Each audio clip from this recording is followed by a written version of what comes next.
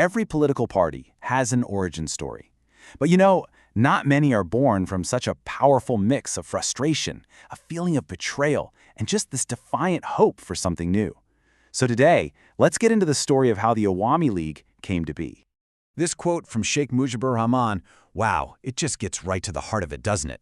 The Muslim League, the very party that founded Pakistan, was now seen as having totally abandoned the people it was supposed to represent. It had become a party for the rulers, not the ruled. And that one simple idea, that was the spark that lit the fire for a whole new movement.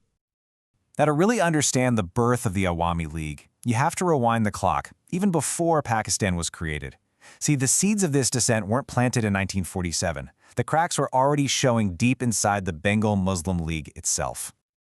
Way back in the 1940s, the Bengal Muslim League was already split down the middle. On one side, you had the aristocratic elite, the Quadra Group, and on the other, a rising middle class led by progressives like Suhrawardi and Hashim. They even set up their own activist hub. So when Pakistan was finally formed and these popular leaders were pushed to the side, it's really no surprise that new, defiant youth and student groups started popping up. The stage was pretty much already set for a major split. So after 1947, all those tensions that were simmering under the surface, they just exploded. For the people of East Pakistan, that initial excitement for a new nation, well, it started to sour, and fast. The dream of Pakistan was fading. The Muslim League became what a lot of people started calling a pocket party. It wasn't a grassroots movement anymore. Nope, it was more like an exclusive club for the ruling elite, totally and completely disconnected from its biggest supporters, the people in East Pakistan. And these weren't vague complaints. The grievances were specific and they cut deep. I mean, just imagine being told that your language, Bengali, was somehow second class. Imagine looking at the central government and seeing almost nobody who looked or sounded like you. And then imagine that government making all its decisions behind closed doors with zero input from the people. This was the reality, and it was fueling a massive amount of frustration. So with the doors to reform pretty much slammed shut, a group of leaders came to a really powerful conclusion. Trying to change the Muslim League from the inside was a lost cause. They needed a totally new path, a new voice.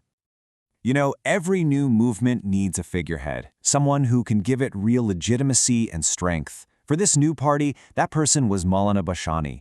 When this hugely respected leader threw his support behind the cause, it gave the movement the serious momentum it absolutely had to have to become a real political force. And the stakes? They could not have been higher. For Sheikh Mujib, this wasn't just about politics. For him, this was about the very soul of the country. He truly believed that without a real opposition party, a party to hold the government accountable, Pakistan would just slide right into a dictatorship. Okay, so all of this tension, all of this organizing, it all leads to one single defiant event, the Rose Garden meeting. And this wasn't just some political conference. No, this was an act of open rebellion against the establishment. And you can bet the powers that be did not just sit back and watch this happen. They launched a whole campaign to discredit the organizers. They called them power-hungry, anti-Pakistan traitors, and they warned the public to stay away. The message was crystal clear. Show up to this meeting, and you're an enemy of the state. But here's the thing. The threats, they didn't work. People came anyway. Around 300 delegates from all over East Pakistan defied the government warnings and showed up. And that number, 300, it's more than just a statistic. It's a measure of their incredible courage. It was a clear sign of just how desperate people were for a new political voice. And so, on that day, June 23, 1949, it became official. The East Pakistan Awami Muslim League was born.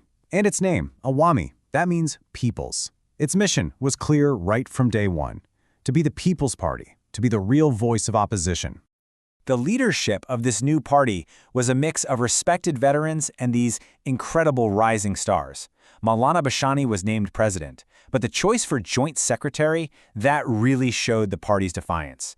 They chose Sheikh Mujibur Rahman, who was appointed to this key role while he was literally sitting in a government prison cell as a security prisoner. So the party is formed. They have their leaders. What's next?